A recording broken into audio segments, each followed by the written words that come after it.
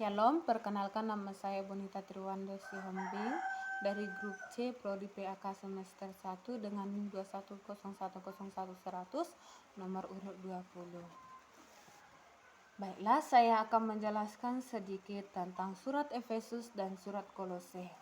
Yang pertama, surat Efesus. Surat Efesus merupakan surat yang cukup ringkas namun mampu mencakup berbagai bidang kekristenan. Nah, surat Efesus ini ditulis oleh Rasul Paulus atas kehendak Allah kepada orang-orang kudus di Efesus yang dapat kita lihat dalam Efesus 1 ayat 1. Surat Efesus ini ditulis dari sebuah penjara di Roma yang dapat kita lihat dalam Filipi 4 ayat 22.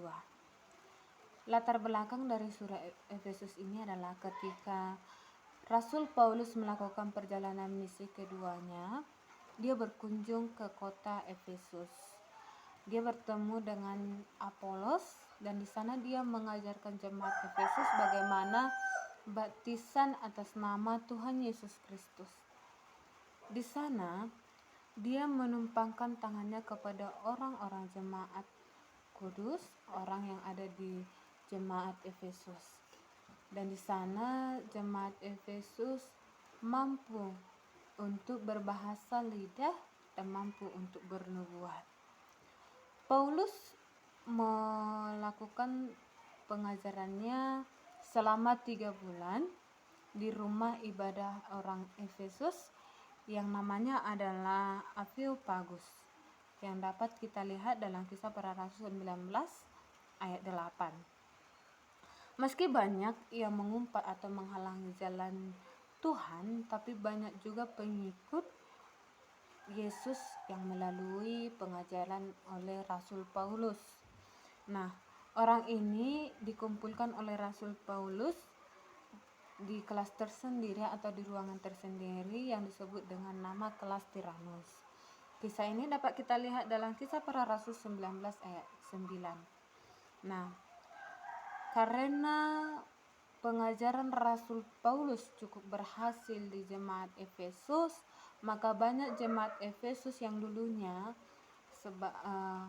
orang-orang yang mengikuti kemanusiawian atau orang-orang yang percaya yang namanya sihir, mereka membakar mantra-mantra sihir mereka sebagai bentuk dari pertobatan mereka dan menunjukkan bahwa mereka sudah mengikuti jalan Kristus.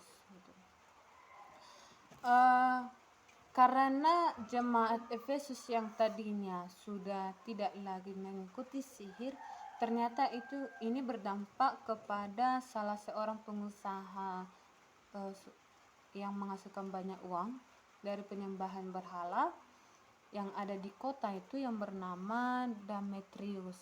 Nah, Demetrius merasa kesal karena dia rugi karena banyak jemaat Efesus yang tidak melakukan penyembahan berhala lagi gitu.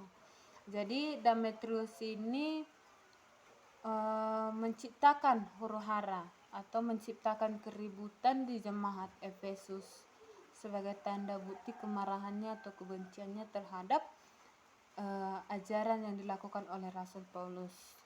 Namun tentunya ajaran Tuhan Yesus Kristus selalu dapat membangun atau mendamaikan setiap jemaat. Paulus berhasil mendamaikan jemaat di Efesus atau menyelesaikan masalah mereka dengan ajaran yang disampaikan oleh Tuhan Yesus Kristus. Setelah masalah di Efesus selesai, dia kembali melanjutkan perjalanannya ke Makedonia yang dapat kita lihat dalam Kisah Para Rasul 20 ayat 1. Nah, pasca perjalanan misi ketiga Paulus, dia kembali ke Yerusalem. Namun setelah dia kembali ke Yerusalem, ternyata di belakang ada hasutan kaum Yahudi dari Asia yang menimbulkan huru-hara atau keributan, sehingga Paulus diamankan dan dipenjara, kemudian sampai di Roma. Nah, mengapa Tuhan Yesus mengapa Rasul Paulus dipenjara? Karena dia memberitakan tentang Yesus. Dia memberitakan bahwa Yesus Kristus itu adalah Tuhan yang akan bangkit gitu. Tuhan yang mati, Tuhan yang akan datang ke dunia, mati disalibkan dan akan bangkit gitu. Intinya karena Rasul Paulus memberitakan sukacita akan datangnya Tuhan Yesus Kristus, maka dia dipenjara, dimasukkan penjara sampai ke penjara yang ada di Roma gitu. Nah, suatu hari Tikhikus berkunjung kepada Rasul Paulus yang dipenjara. Nah, pada saat Tikhikus berkunjung, Rasul Paulus menitipkan 4 surat kepadanya untuk jemaat yang ada di Efesus dan sekitarnya, jemaat yang ada di Kolose, jemaat yang ada di Filipi, dan jemaat yang ada di Filemon. Ya. Tujuan surat itu ditulis untuk mendorong pertumbuhan jemaat di Efesus agar mereka semakin berakar di dalam Yesus Kristus. Dengan tema surat Efesus, di mana hubungan antara Kristus dengan umatnya yang menempatkan Yesus Kristus sebagai kepala gereja. Nah, Yesus Kristus yang sebagai kepala gereja dengan implikasi praktisnya yang dapat kita lihat dalam Efesus 4 ayat 2. Hendaklah kamu selalu rendah hati, lemah lembut, dan sabar. Tunjukkanlah kasihmu dalam hal saling mengasihi. Itulah yang menjadi dasar implikasi pengajaran dari Rasul Paulus ke jemaat yang ada di Efesus hingga kepada kita sekarang.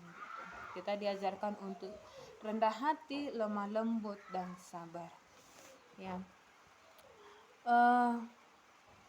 Bagaimana kita harus mengikuti? Bagaimana cara kita bisa mengikuti Tuhan Yesus Kristus? Ya, kita harus mampu menanggalkan manusia lama kita. Ya, menanggalkan perbuatan-perbuatan manusiawi kita yang dulu menuju ke masa depan dan mengenakan manusia baru.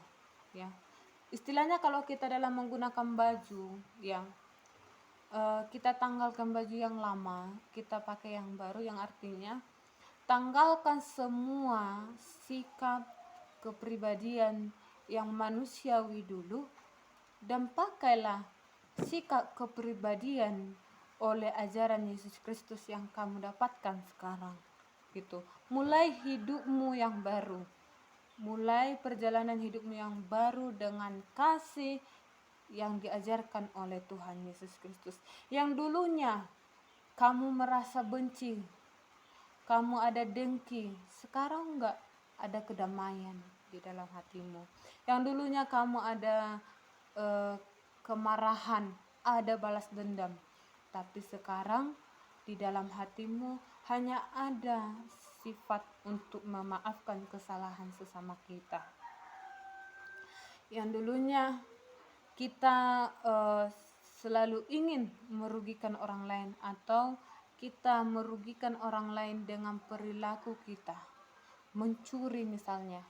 Sekarang dalam hidup baru bukan untuk merugikan orang lain, tapi berusaha untuk membantu orang lain. Kita bukan merugikan, tapi membantu orang lain, membantu sesama kita. Yang dapat kita lihat dalam Efesus 4 ayat 22 sampai 24. Nah, selain dari hidup baru, kita juga diajarkan bagaimanapun bagi kamu masing-masing berlaku ini bagi pasangan suami istri. Kasihilah istrimu seperti dirimu sendiri, dan istri hendaklah menghormati suaminya. Yang dulunya di jemaat Efesus, di mana sang suami yang berkuasa atas sang istri, sang suami berhak untuk menindas sang istri, sekarang sudah dikasih keseimbangan, yang artinya istri harus menghormati seorang suami. Namun suami juga harus bertanggung jawab atas sang istri. Dan suami juga harus taat akan ajaran Yesus Kristus. Ya. Yang artinya suami bukan secara sepenuhnya berkuasa atas istri, karena suami tahu bahwa Yesus Kristus juga berkuasa atas dirinya dan atas istrinya. Maka suami juga harus mampu bertanggung jawab menjaga dan melindungi istrinya. Dan istri pun harus menghormati sang suami. Yang dapat kita lihat dalam Efesus 5 ayat 33. Jadi ada perbedaan antara keluarga yang dulu atau hidup lama dengan keluarga hidup baru yang telah berjalan di ajaran Yesus Kristus begitu. Nah, ada juga dikatakan selain dari istri yang harus menghormati suami, suami harus menjaga sang istri, anak-anak juga dituntut untuk menghormati orang tua, ya. Dan ada juga timbal baliknya gitu, semuanya punya timbal balik. Sang orang tua pun harus memberkati anak-anaknya. Itu dapat kita lihat dalam Efesus 6 ayat 1 sampai 3. Nah, dan bersama-sama jemaat Tuhan kuat dalam perlengkapan rohani yang disediakannya dalam Efesus 4 ayat 14 sampai 18 gitu. Jadi selain dari tuntutan terhadap keluarga yang tadi, Rasul Paulus juga menantang jemaat yang ada di Efesus untuk memulai hidupnya sendiri, untuk memulai hidup barunya dengan lebih kuat. Istilahnya tentunya kalau kita mengikuti hidup baru atau sesuatu hal yang baru nggak segampang atau semulus yang kita pikirkan gitu. Pasti adanya godaan yang kehidupan kita yang dulu, misalnya hal-hal mistik yang dulu pasti ada juga yang menggoda-goda kita. Yang istilahnya gini, seorang pencuri tidak segampang itu untuk berubah. Pasti karena kebiasaannya untuk mencuri ada dampaknya saat dia berubah, pasti juga ada keinginannya sedikit. Namun Paulus menantang jemaat di Efesus untuk lebih memaknai, untuk lebih kuat dengan perlengkapan kerohaniannya untuk menuju ke masa depan yang lebih baik dengan ajaran Yesus Kristus, mampu menanggalkan hidup yang lama dan mampu menjalani hidup baru bersama Yesus Kristus. Yang dapat kita lihat dalam Efesus 4 ayat 14 sampai 18. Nah, pada 65 Masehi, Nero menjatuhkan hukuman mati dengan Rasul Paulus dengan penggal kepala gitu. Nero menjatuhkan hukuman mati dengan penggal kepala kepada Rasul Paulus. Memang ujungnya Rasul Paulus jadi meninggal. Namun karena kebaikan atau perjalanan Rasul Paulus selama dia melayani atau memberitakan firman Tuhan, pada akhirnya Rasul Paulus diterima Tuhan di sisinya gitu. Oke. Itu sekian dari surat yang ada di Efesus. Yang paling intinya bahwa ada kehidupan atau kisah di masa lampau dengan bagaimana kehidupan kita di masa sekarang.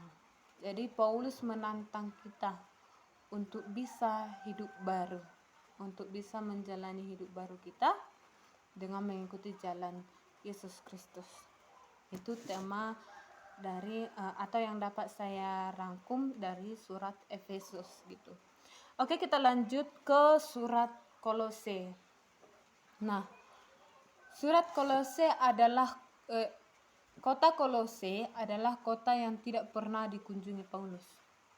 Kenapa tidak pernah dikunjungi Paulus? Karena dia menyampaikan suratnya ke Kolose itu pada saat dia di penjara, hanya melalui perantara gitu. Nanti akan saya jelaskan. Kolose merupakan kota Turki yang runtuh pada tahun 60 Masehi.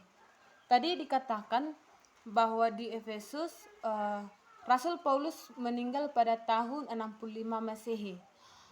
Padahal surat di Kolose itu pada tahun 60 Masehi, ya, masih berkesinambungan gitu. Yang diakibatkan oleh gempa bumi. Kota Turki yang runtuh pada tahun 60 Masehi akibat gempa bumi itu adalah kota Kolose gitu. Nah, suatu hari datanglah seorang yang bernama Epafras. Epafras ini adalah pendiri gereja di Efesus, pendiri gereja di Kolose yang dapat kita lihat dalam Kolose 1 ayat 7 sampai 8 dan Kolose 4 ayat 12 sampai 13. Berarti dapat kita simpulkan bahwa Rasul Paulus menyampaikan suratnya ke jemaat Kolose yang sebenarnya jemaat yang tidak dia kenal, ya, yang tidak dia kenal. Cuma karena salah seorang pendiri gereja di Kolose menjumpai atau mengunjungi Rasul Paulus, maka dia menyampaikannya kepada pendiri gereja tersebut. Pendiri gereja tersebut mengunjungi Paulus di penjara. Dia mewartakan Paulus di penjara karena Rasul Paulus mewartakan Yesus bangkit. Nah, Epafras mengunjungi Paulus dan Paulus diberitakan hal yang menyenangkan dan hal yang cukup menyedihkan hati dari Rasul Paulus. Epafras menyatakan bahwa di Kolose ada banyak yang mengimani Yesus. Itulah yang membuat hati Rasul Paulus merasa senang. Dan ternyata ada juga berita dari Epafras yang membuat Rasul Paulus sedih, yaitu di mana jemaat di Kolose memiliki pandangan tidak sesuai dengan kedudukan istimewa Kristus. Ada beberapa dampak dari kehidupan lama, misalnya dalam penyembahan berhala mistik atau tekanan politik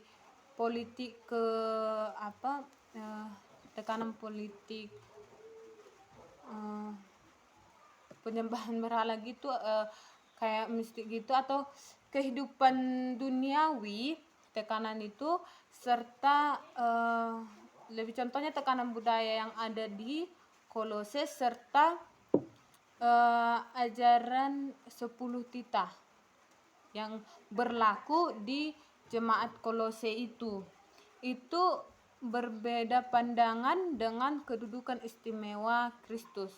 Nah, itu mendukakan hati dari Rasul Paulus itu. Nah, sehingga Paulus menuliskan suratnya di Kolose melalui Epafras tadi. Nah, yang memberitakan atau yang membacakan surat Paulus tersebut ke jemaat Kolose adalah Titikus dan salah seorang pendampingnya yang bernama Onesimus. Kita belajar dari Onesimus. Onesimus adalah budak Filemon yang lari dari tuannya. Filemon adalah tuannya, budaknya adalah Onesimus. Namun Onesimus lari dari tuannya. Jadi itu sebenarnya merupakan kejahatan juga. Namun Rasul Paulus mengajak jemaat Efesus bukan untuk membenci Onesimus, enggak. Tapi Rasul Paulus mengajak jemaat yang ada di Efesus untuk menyambut secara sukacita atas kedatangan Onesimus, bukan sebagai budak lagi, namun sebagai saudara seiman, yang mampu, saudara kita seperti saudara kita yang mampu kita untuk kasihi gitu, saudara yang kita kasihi gitu, bukan lagi sebagai budak. Nah, Titikus ini membacakan surat Paulus untuk jemaatnya yang dapat kita lihat dalam Kolose 4 ayat 79 gitu.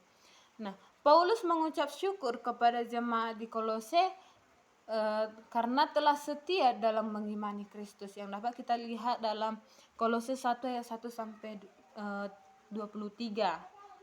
Oleh karena itu, Paulus mengajak kita untuk berdoa bersama agar kita bijaksana dalam mengimani Kristus.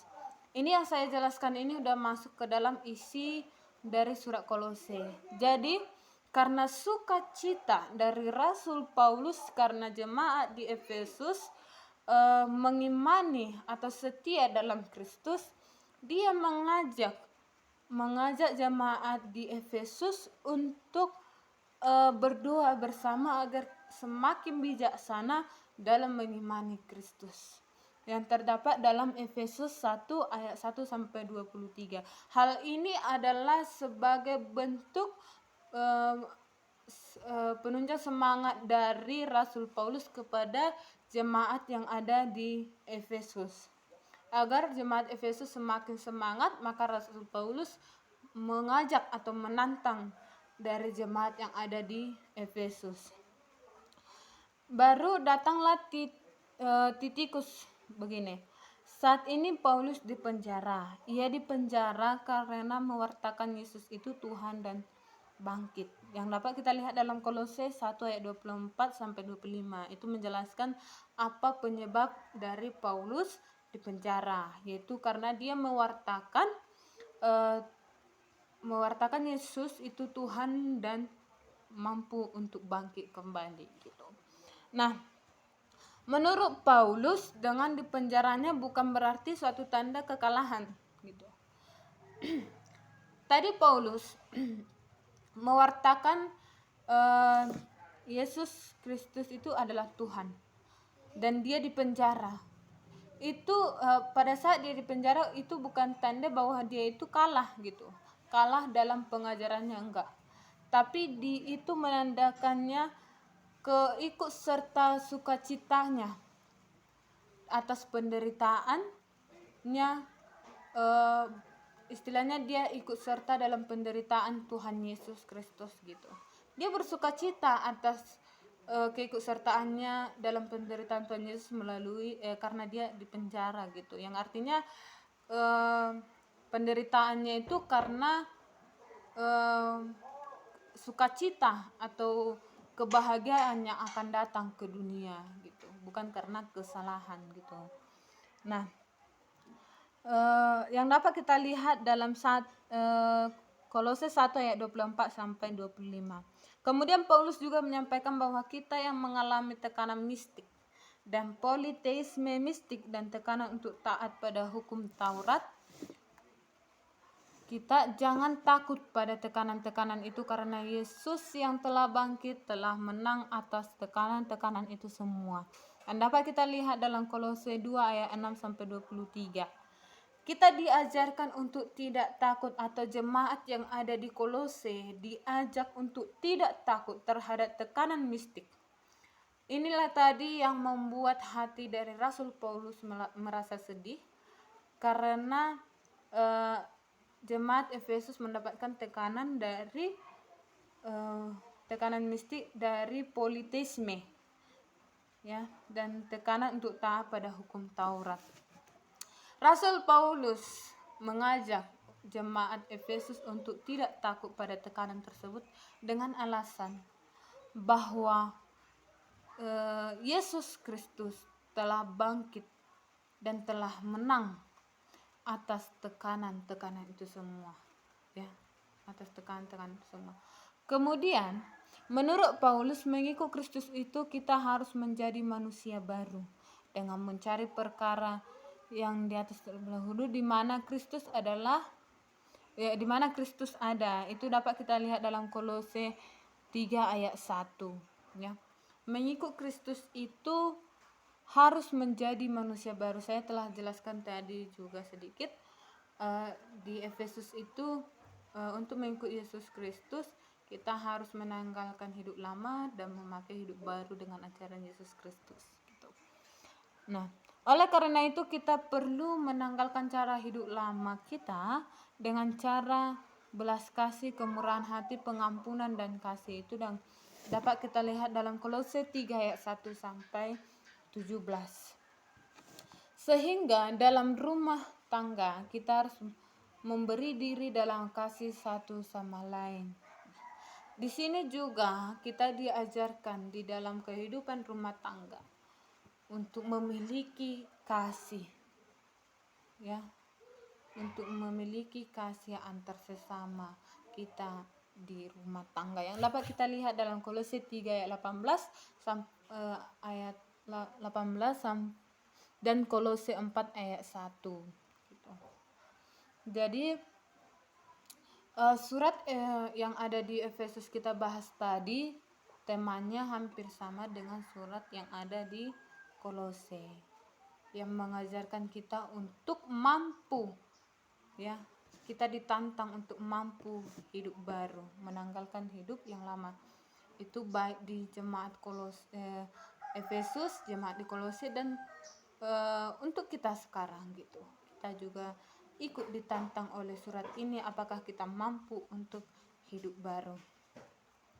Dan kita harus menjadi manusia baru seperti Kristus bangkit dari kematian. Salah satu inspirasi yang begitu menantang bagi kita, Yesus Kristus bangkit dari kematian. Maka kita harus mampu hidup baru oleh ajaran Yesus Kristus. Sekian dari saya sedikit tentang surat Efesus dan Kolose. Jika ada dalam perkataan saya menyampaikan penjelasan surat ini yang salah, saya minta maaf yang sebesar-besarnya. Dan jika ada kesalahan, saya juga menerima kritikan atau saran dari pendengar, terkhusus dari Bapak dosen. Sekian dan terima kasih. Shalom.